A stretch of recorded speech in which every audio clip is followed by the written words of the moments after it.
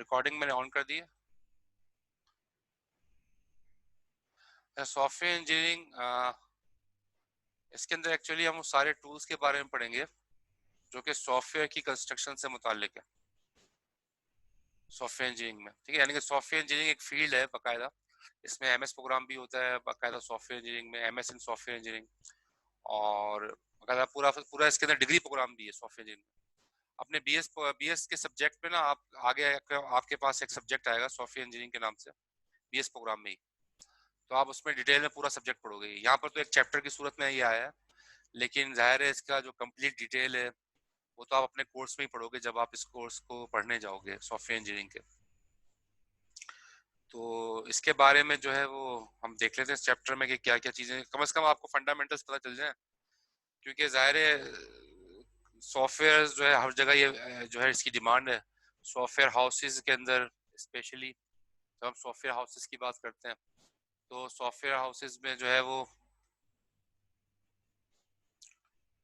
Software houses के अंदर जो है ना वो हम देख रहे होते हैं कि जाहिर है वहाँ पर मुख्तलिफ रिक्वायरमेंट्स आ रही होती हैं और उस रिक्वायरमेंट्स को जो है पूरा कर रहे होते हैं।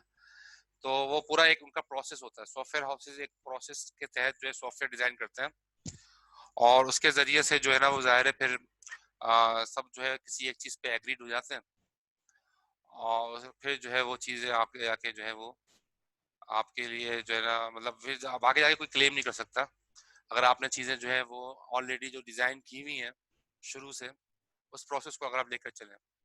देख लेते हैं स्लाइड के अंदर सॉफ्टवेयर इंजीनियरिंग में क्या क्या चीज़ें हमें पढ़नी है। तो पहले तो यहाँ पर दिखाया है सॉफ्टवेयर इंजीनियरिंग।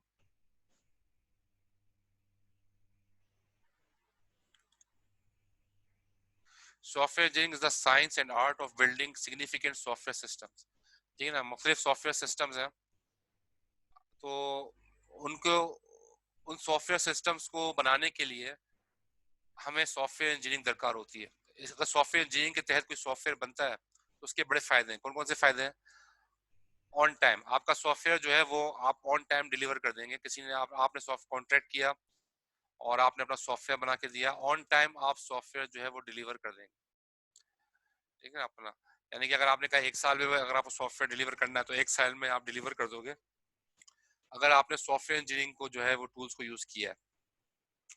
फिर ऑन बजट, तो जो आपने बजट डेडिकेट किया, जाहिर है कोई भी आपसे सॉफ्टवेयर बनाएगा तो ये तो नहीं है वो कहेगा कि आप अनलिमिटेड जो भी आप पैसे मांगेंगे वो आपको मिल जाए, ऐसा तो कोई कभी भी नहीं होता। तो वो आपको एक बजट देते हैं कि भाई हमारा जो बजट है वो ये है, हमें सॉफ्टवेयर इस बजट में बनाना है। तो विद इन द बजट आपका सॉफ्टवेयर बन जाएगा अगर आप सॉफ्टवेयर इंजीनियरिंग के जो है प्रोसेस को फॉलो करेंगे। थर्ड पॉइंट है विद एक्सेप्टेबल परफॉर्मेंस। तो परफॉर्मेंस भी जो है एक्सेप्टेबल होगी, यानी कि up to the mark performance होगी। ये नहीं होगा कि उसके अंदर किसी में जो है कोई कंपोनेंट चल रहा है सॉफ्टवेयर का, कोई किसी में जो है एरर आ गया है और कोई कंपोनेंट जो है वो बना नहीं है, ऐसा नहीं होगा। बल्कि सॉफ्टवेयर जो है कंप्लीट चल रहा होगा और उसकी परफॉर्मेंस जो है वो बहुत अच्छी जा रही होगी अगर आपने सॉफ्टवेयर इंजीनियरिंग का प्रोसेस मॉडल फॉलो किया है। और फोर्थ है कि करेक्ट ऑपरेशन, सारे ऑपरेशंस करेक्ट हो रहे होंगे, इनकरेक्ट ऑपरेशंस नहीं हो रहे होंगे। जैसे जिस चीज़ के लिए जो जो सॉफ्टवेयर जिस कंपोनेंट के लिए डिज़ाइन किया गया है वही कंपोनेंट सारे के सारे जो है अपना मकसद परफॉर्म कर रहे होंगे। तो जब हम सॉफ्टवेयर इंजीनियरिंग की बात कर रहे हैं तो बहुत सारे बेनिफिट्स आपको मिलते हैं। मेजर बेनिफिट्स यहाँ पर लिख दिए हैं। तो इसलिए कहा जाता है कि सॉफ्टवेयर इंजीनियरिंग के प्रोसेस मॉडल को हम यूज़ करते हुए, सॉफ्टवेयर इंजीनियरिंग के प्रोसेस को हम यूज़ करते हुए जो है हम सॉफ्टवेयर जो है वो डिज़ाइन करें। तो software engineering concern with theories methods and tools for professional software development. तो मुख्तलिफ थ्योरीज, मुख्तलिफ मेथड्स, मुख्तलिफ टूल्स, ठीक है, वो हम पढ़ेंगे सॉफ्टवेयर इंजीनियरिंग के, जिसके जरिए से हम एक प्रोफेशनल सॉफ्टवेयर जो है वो बना सकते हैं।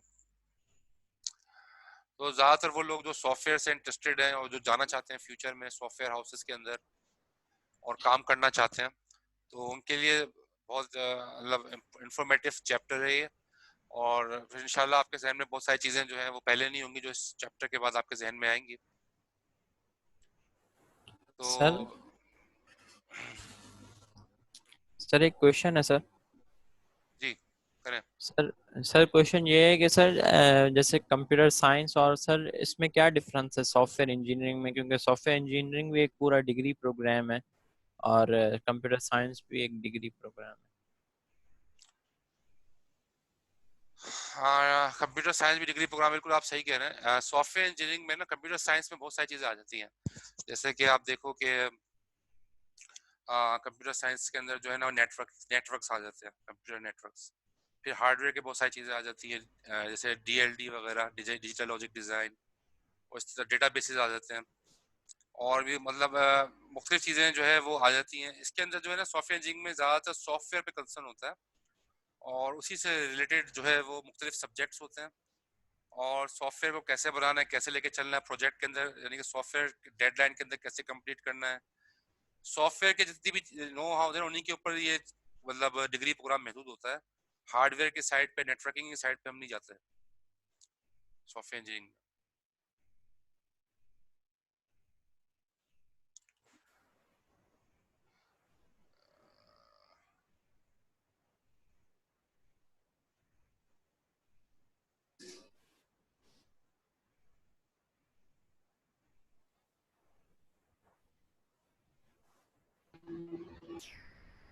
अच्छा जी, फिर सॉफ्टवेयर कॉस्ट।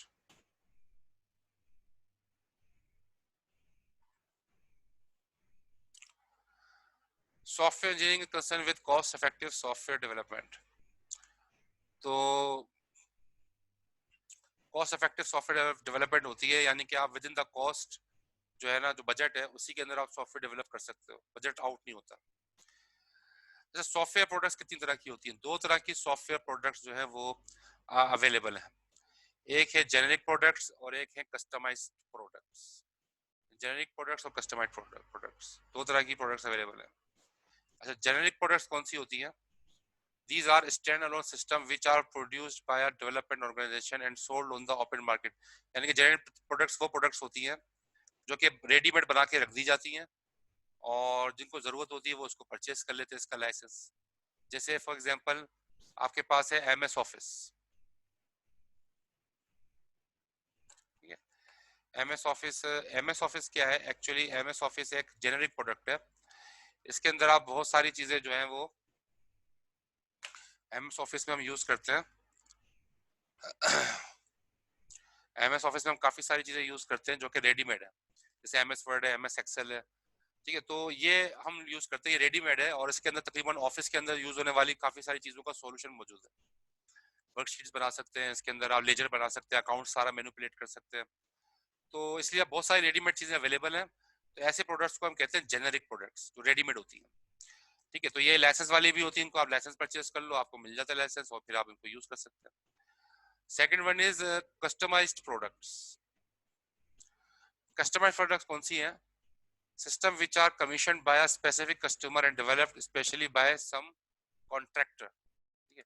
इसके अंदर कोई कॉन्ट्रैक्टर होता है, यानी कि किसी को आप कहते हो सॉफ्टवेयर हाउस से कॉन्ट्रैक्ट करते हो, और उससे कहते हो कि भाई हमें सॉफ्टवेयर बना दें, और वो सॉफ्टवेयर बनाने वाले आपको सॉफ्टवेयर बना के दे देते हैं जो आपके मतलब कस्टमाइज होता है, आपके लिए होता है,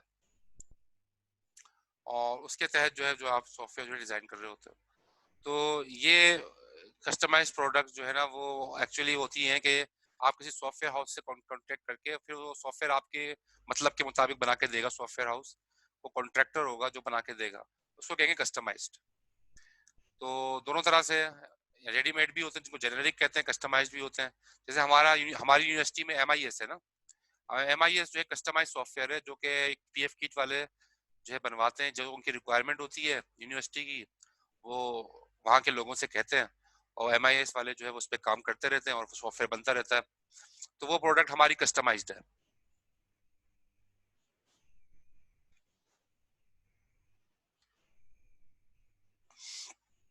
सर कस्टमाइज का बता दें एक दफ़ा दोबारा। कस्टमाइज ये है कि आपको किसी आप प्रोजेक्ट रेडीमेड नहीं उठाते, बल्कि प्रोजेक्ट बनाने के लिए किसी सॉफ्टवेयर हाउस से कंसर्न करते हो, तो सॉफ्टवेयर हाउस वो सॉफ्टवेयर आपकी जो है ना बना के देता है, आपसे पूछ के कि आपको क्या चाहिए, आपकी रिक्वायरमेंट क्या है। तो वो बाकायदा पूरा सॉफ्टवेयर डिजाइन करके फिर वो आपको देगा। ऐसे सॉफ्टवेयर को कहेंगे हम कस्टमाइज्ड प्रोडक्ट्स, जो रेडीमेड नहीं है बल्कि आप बनवाते हो किसी सॉफ्टवेयर हाउस से।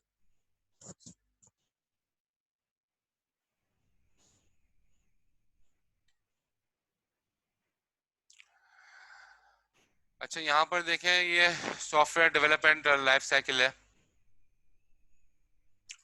कि जो है वो आप इसके अंदर ये बताओगे कि भाई आप कितने फेजेस के अंदर से गुजरते हो जब आप उसका सॉफ्टवेयर को भी डेवलप करने चाहते हो।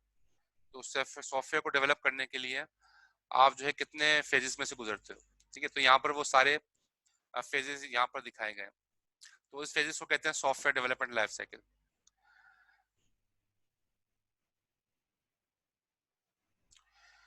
तो पहला जो स्टेज होता है वो एनालिसिस स्टेज है, जिसके अंदर रिक्वायरमेंट इंजीनियरिंग जो है वो फॉलो होती है। एनालिसिस स्टेज है, रिक्वायरमेंट इंजीनियरिंग फॉलो होती है, और उसके अंदर एनालिसिस करते हो कि भाई सामने वाला चाहते क्या है बनवाना आपसे। ठीक है, तो जो सॉफ्टवेयर इंजीनियर है वो क्या करता है, वो सारी सारी रिक्वायरमेंट्स गैदर करता है कि भाई क्या क्या चीजें बनानी है। तो जब सारी चीजें जब उसके पास आती हैं, तो सारी चीजें उसके पास आती हैं, तो वो रिक्वायरमेंट के हिसाब से जो है वो चलती जाती हैं। यानी कि जो जो रिक्वायरमेंट है वो पूछता है सॉफ्टवेयर एनालिस्ट कि क्या बनवाना है। तो जैसे कि मिसाल के तौर पे अगर हमें MIS बनवाना है, तो वो सॉफ्टवेयर एनालिस्ट देखेगा कि भाई क्या क्या बनवाना है, स्टूडेंट्स की कौन कौन सी चीजें जो मैनिपुलेट करनी है MIS में। तो वो सारी चीजें गैदर करेगा इन्फॉर्मेशन के, स्टूडेंट का जो है रिजल्ट आएगा, स्टूडेंट के प्रोजेक्ट रिजल्ट्स आएंगे, सारे मैनिपुलेट होंगे, स्टूडेंट्स का जो है अटेंडेंस मैनिपुलेट होगी, स्टूडेंट का फीस सारी जो है ना वो MIS पे आएगी, फीस शेड्यूल, और कौन सा कोर्स ड्रॉप करना है, कौन सा कोर्स लेना है, वो सारा MIS में प्रोग्राम। यानी कि सारी की सारी रिक्वायरमेंट्स है वो गैदर की जाएंगी, क्या क्या बनाना है। ठीक है, शुरू में सारी रिक्वायरमेंट्स गैदर की जाती है। उसके बाद जो है फिर एप्लीकेशन ओरिएंटेड, फिर ये देखा जाता है कि वो क्या जो जो रिक्वायरमेंट्स गैदर की हैं उनको उनको एप्लीकेशन के अंदर जो है वो कन्वर्ट किया जा सकता है कि नहीं। यानी कि दूसरे लफ्जों में क्या उसका सॉफ्टवेयर डिजाइन हो सकता है कि नहीं। तो ऐसा ना हो कि रिक्वायरमेंट ऐसी हो कि सॉफ्टवेयर के अंदर वो मैनिपुलेट हो ही ना सकती हो। तो वो भी शुरू में चेक किया जाएगा कि सारी रिक्वायरमेंट सॉफ्टवेयर जो है उसका बन सकता है कि नहीं, यानी कि एप्लीकेशन ओरिएंटेड है कि नहीं वो सारी की सारी रिक्वायरमेंट्स।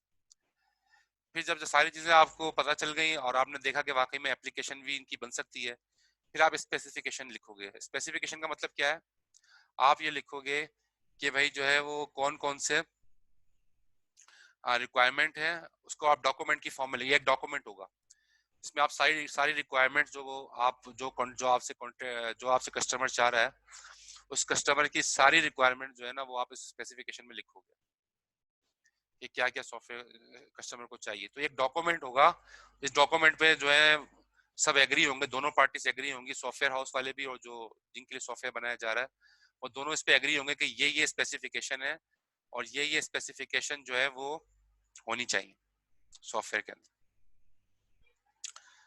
Technically oriented. अच्छा, टेक्निकली ओरिएंटेड का मतलब क्या है कि आप ये देखोगे कि ये जो जो रिक्वायरमेंट्स अचीव किए हैं, सॉफ्टवेयर तो बन सकता है क्या टेक्निकली, इसमें कोई ऐसा तो कॉन्फ्लिक्ट नहीं आ रहा कि एक चीज आप करो दूसरी चीज वो मुतासिर हो रही हो। तो सारे टेक्निकली आपने सब चीजें देखनी पड़ेंगी कि सब जो आप जिसके लिए सॉफ्टवेयर बनाने जा रहे हो उसके उसकी उसकी टूल्स अवेलेबल है कि नहीं, डेटाबेस जो लगाने जा रहे हो, वेबसाइट पे अगर प्लेस करना चाह रहे हो तो सारे टूल्स अवेलेबल हैं कि नहीं, और टेक्निकली सारा उसका बैकग्राउंड आप देखोगे। फिर इसके बाद सॉफ्टवेयर रिक्वायरमेंट डॉक्यूमेंट। स्पेसिफिकेशन तो यहाँ गैदर कर रहे हो, डॉक्यूमेंट नीचे लिखोगे। जो सॉफ्टवेयर रिक्वायरमेंट डॉक्यूमेंट, ये वो डॉक्यूमेंट बनेगा जिसके अंदर वो सारी रिक्वायरमेंट्स भी होंगी और इस पे जो है दोनों पार्टीज जो है एग्रीड होंगी। तो पहला फेज जो है एनालिसिस का है। एनालिसिस के फेज में यानी कि एक तरह से रिक्वायरमेंट को गैदर करना, क्या क्या बनाने जा रहे हैं, और टेक्नोलॉजीज देखना, एप्लीकेशन ओरिएंटेड है कि नहीं ये देखना, फिर उसको डॉक्यूमेंट की फॉर्म में लिखना। ये सारा का सारा काम जो है एनालिसिस स्टेज में होगा, पहली स्टेज। दूसरी स्टेज कौन सी है, डिजाइन स्टेज। डिजाइन स्टेज के अंदर आप देखोगे कि भाई आपने सॉफ्टवेयर बनाना कैसे है। ठीक है, तो देखोगे मुख्तलिफ मेथोडोलॉजीज और टूल्स आपके पास अवेलेबल होंगे। जैसे आप देखोगे कि भाई इसमें स्ट्रक्चर्ड प्रोग्रामिंग करनी है, ऑब्जेक्ट ओरिएंटेड प्रोग्रामिंग करनी है। ठीक है, या जो है इसके अंदर जो है वो क्यूरी लगानी है, या इसके अंदर जो है इम्पेरेटिव है, डिक्लेरेटिव है।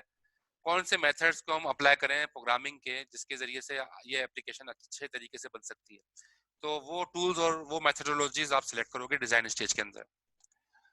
और ह्यूमन इंटरफेस, साइकोलॉजी और एंड एर्गोनॉमिक्स। तो ह्यूमन इंटरफेस भी आप देखोगे डिजाइन स्टेज में कि जो आप बनाने जा रहे हो तो उसका इंटरफेस कैसा होगा। क्योंकि इसमें ह्यूमन की साइकोलॉजी भी इन्वॉल्व होती है। तो काफी लोग ऐसे हो सकता हों जो पढ़े लिखे ना हों, ठीक है। तो अगर आपने ऐसा सॉफ्टवेयर बनाना है, ऐसा कोई चीज बनानी है, जैसे एटीएम मशीन है ना, एटीएम मशीन बहुत सारे लोग यूज करते हैं। तो एटीएम मशीन के ऊपर उन्होंने जो है ना मुख्तलिफ जगहों पे इमेजेस भी बनाई हुई है। टेक्स्ट तो लिखा हुआ है कैश वगैरह, लेकिन साथ साथ इमेजेस भी हैं। तो इमेज उसके लिए फायदेमंद है कि जो लोग पढ़े लिखे नहीं है वो इमेज समझ सकते हैं, तो इमेज के जरिए से वो सॉफ्टवेयर को जो है चला सकते हैं। तो ह्यूमन की साइकोलॉजी को देखते हुए सॉफ्टवेयर का जो है इंटरफेस डिजाइन किया जाए कि कौन कौन सी पब्लिक है जो हमारे सॉफ्टवेयर के साथ इंटरेक्ट करेगी, और उनके सामने इंटरफेस कैसा आना चाहिए, ठीक है। अगर बहुत ज्यादा ऐसे लोग हैं जो एडवांस यूजर्स हैं, प्रोफेशनल्स हैं, एडवांस यूजर्स हैं, उनके सामने आप कॉम्प्लिकेटेड इंटरफेस भी ला सकते हो। लेकिन अगर रिकमेंडेड यही होता है, इंटरफेस जितना ज्यादा सिंपल हो उतना अच्छा है। जैसे आप देखो गूगल है, गूगल की कामयाबी की वजह क्या है? उसका इंटरफेस बहुत सिंपल है। एक बड़ी वजह ये भी है, जब आप google.com लिख के एंटर करते हो, सिर्फ एक टेक्स्ट बॉक्स आपके सामने आता है और कुछ भी नहीं होता। और ये उसकी मतलब ये कामयाबी की वजह है, क्योंकि हमें हम गूगल पे क्यों जाते हैं? हम सर्चिंग के लिए जाते हैं ना। तो हमारे सामने सिर्फ सर्चिंग का ही ऑप्शन होना चाहिए और सारे ऑप्शन नहीं होने चाहिए हमारे सामने। तो गूगल ने उसी चीज को फोकस किया है, ह्यूमन साइकोलॉजी को देखते हुए अपना इंटरफेस डिजाइन किया है। इसी तरह से जो है ना, ये ह्यूमन साइकोलॉजी को देखते हुए इंटरफेस डिजाइन किया जाए तो वो फिर उसको इस्तेमाल करने में बहुत आसानी रहती है। सर जी, मेथड, ये इसके डिजाइन स्टेज का जो पहला वाला पार्ट है, ये वाला दोबारा समझाइएगा एक दफा। डिजाइन स्टेज का पहला पार्ट है मेथोडोलॉजीज एंड टूल्स। यानी कि इसके अंदर आप वो टूल सेलेक्ट करोगे जिसके जरिए से आप सॉफ्टवेयर बना सको, वो मेथड सेलेक्ट करोगे। वो मेथड कौन से हो सकते हैं? जैसे स्ट्रक्चर्ड प्रोग्रामिंग है, हमने जो पढ़ा था ना प्रोग्रामिंग लैंग्वेजेस का, उसमें स्ट्रक्चर्ड प्रोग्रामिंग पढ़ी थी। स्ट्रक्चर्ड प्रोग्रामिंग के अंदर जो है वो क्लासेस का कॉन्सेप्ट नहीं होता। और फिर ऑब्जेक्ट ओरिएंटेड प्रोग्रामिंग है, ऊप के अंदर क्लासेस का कॉन्सेप्ट होता है, ठीक है, ऑब्जेक्ट बनता है।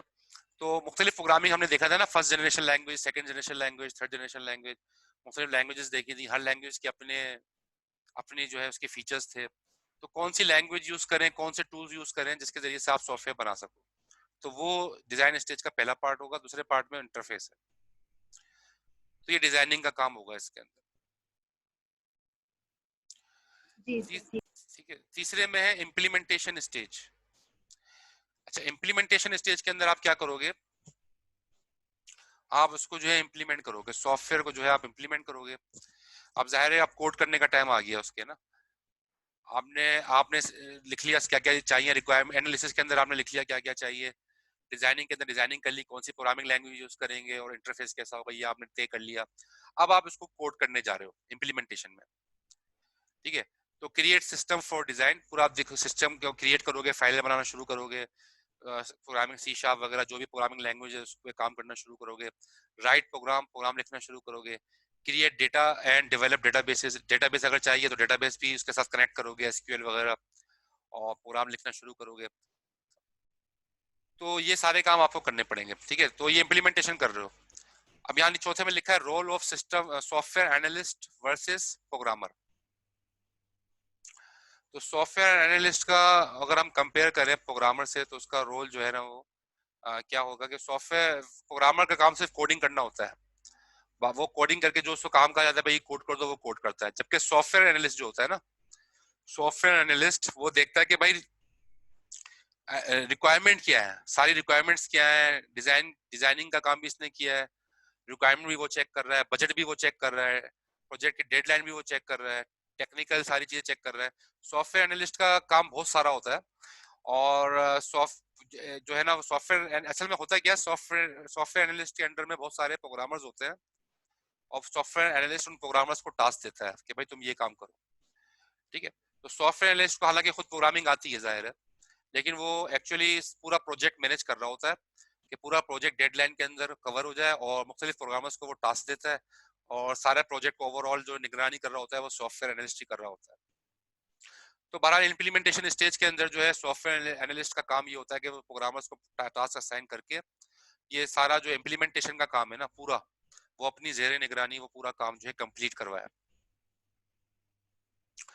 तो यहाँ पर क्या होगा कि सॉफ्टवेयर आपका कंप्लीट हो जाएगा। बन जाएगा, सॉफ्टवेयर बन जाएगा। अब सॉफ्टवेयर बनने के बाद फिर सॉफ्टवेयर की टेस्टिंग भी करनी है, वो चौथा आखिरी स्टेज होगा टेस्टिंग स्टेज। ठीक है, टेस्टिंग का मतलब क्या है, देखना भी तो है उसमें एरर है कि नहीं।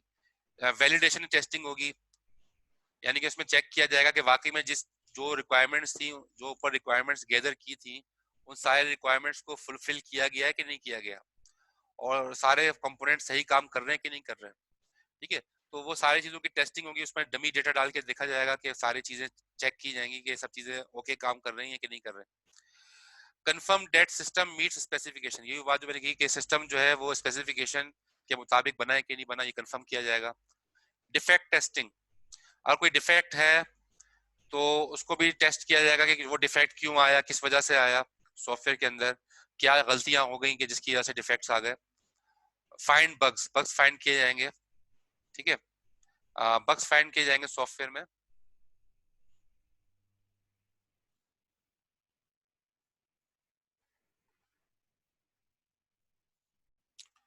सॉफ्टवेयर में बग्स फाइंड किए जाएंगे कि कौन कौन से एरर्स हैं, और उन एरर्स को ज़ाहिर है फिर रेक्टिफाई किया जाएगा ताकि आपका सॉफ्टवेयर जो है वो स्मूथली चल सके।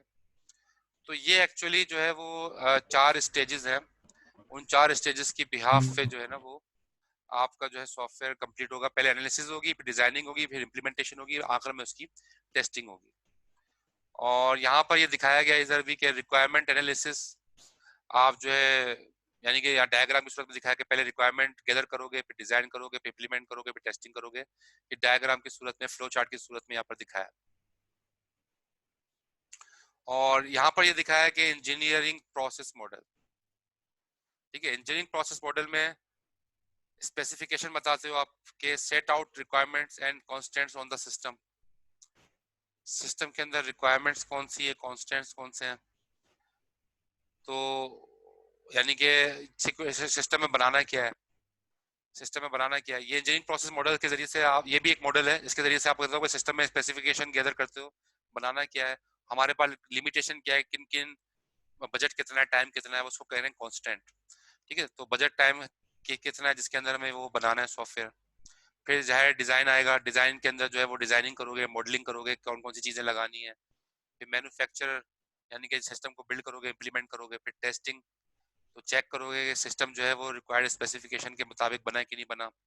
फिर सिस्टम को इंस्टॉल करोगे, कस्टमर के पास जाके सिस्टम को इंस्टॉल करोगे और इंश्योर करोगे कि जो आपका सॉफ्टवेयर है वो ऑपरेशनल है कि नहीं, कस्टमर जो है उससे सेटिस्फाई है कि नहीं।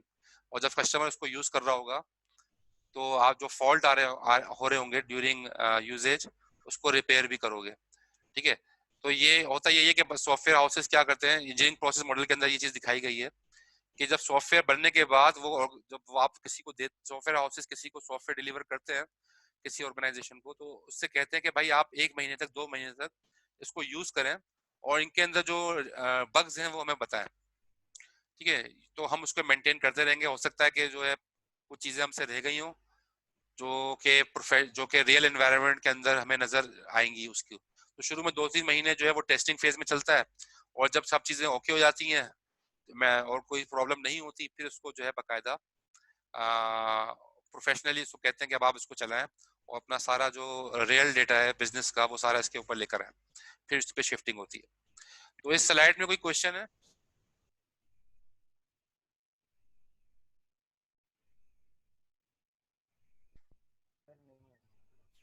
सर वायरसेस और बग्स में क्या डिफरेंस है?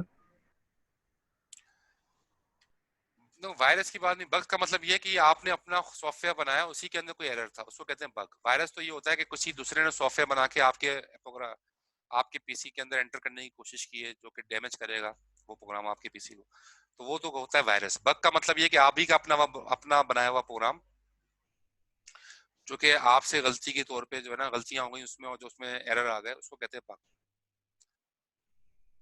Okay okay sir. जैसे कभी कभी आप देखते हो लूप जो है वो सीज हो जाता है, लूप आपने कोई कंडीशन ऐसी लगाई नहीं होती कि वो लूप से बाहर आए, तो वो लूप सीज हो जाता है ना, वाइल का लूप, फॉर का लूप। तो इस तरह की चीजों को कहते हैं ये बग्स है जो आपके प्रोग्राम के अंदर मौजूद है।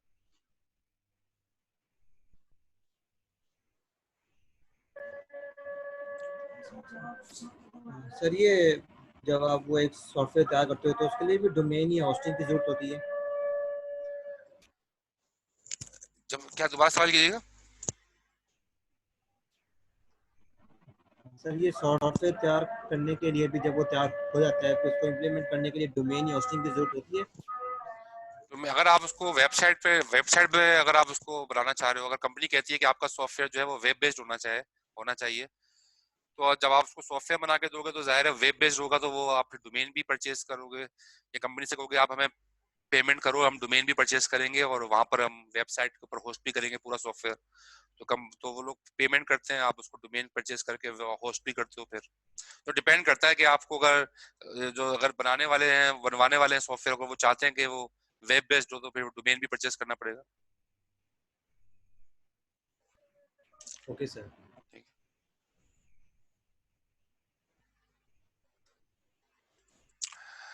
अच्छा जी, आईटी डेवलपमेंट पर्सनल। अब ये दिख रहा है, हम यहाँ पर कुछ आईटी डेवलपमेंट पर्सनल्स की बात की गई है कि सॉफ्टवेयर इंजीनियरिंग के अंदर मुख्तलिफ किस्म के लोग इन्वॉल्व होते हैं, मुख्तलिफ आईटी पर्सनल्स इन्वॉल्व होते हैं, जैसे सिस्टम एनालिस्ट है, सिस्टम डिजाइनर है, प्रोग्रामर एनालिस्ट है, वेब डेवलपर है। इन सब का अपना अपना काम है। सिस्टम एनालिस्ट का काम क्या है? The IT professional responsible for working with the users to determine a system's requirement and for describing the features needed in the system। यानी कि सिस्टम एनालिस्ट क्या करेगा, जो है कस्टमर्स के पास जाएगा, पूछेगा कि भाई आपको क्या बनाना है, क्या बनवाना है, और सबसे सवालात करेगा, इंटरव्यू करेगा और सारी रिक्वायरमेंट्स हासिल करेगा, और फिर जो है वो यानी कि वो पूरा जो है वो यानी कि एनालाइज करके सिस्टम को इम्प्लीमेंट करने के लिए जो जो चीजें चाहिए उनको सिलेक्ट करना, ये सारा काम सिस्टम एनालिस्ट का है।